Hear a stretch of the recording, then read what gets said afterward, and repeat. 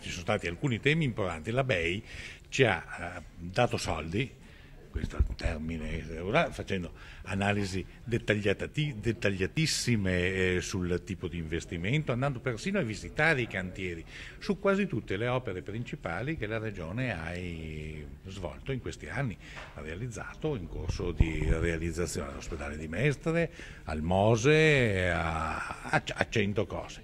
Per il futuro alcuni temi sono all'ordine del giorno. Uno è certamente nuovo ospedale di Padova, che sarà uno dei più importanti d'Europa.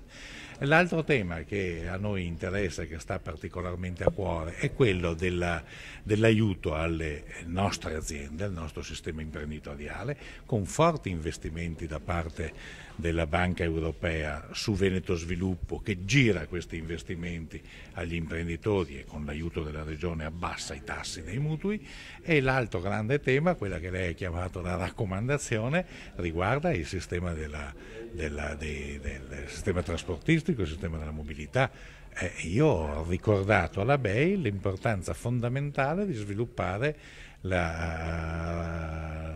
l'alta capacità ferroviaria da Milano a Venezia, a Trieste, e poi per il resto se ne occuperanno sloveni e altri popoli, ma noi dobbiamo realizzare questa cosa, ricordando, come lo dico, come sia stato un errore da parte di tutti i governi che si sono succeduti nel corso degli ultimi 30 anni in Italia, di non realizzare, l'errore è stato quello di non realizzare la tratta più importante, cioè quella che andava da Milano verso l'est.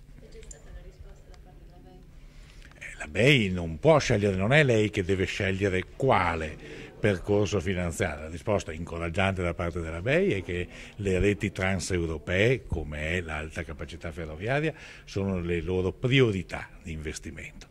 Dopodiché tocca ai nostri governi e al sistema delle ferrovie decidere se sia più importante per lo sviluppo del Paese investire e realizzare la ferrovia da Bari a Napoli, o se sia invece più importante realizzare quella da Milano a Venezia, a Trieste e via giù per l'Europa.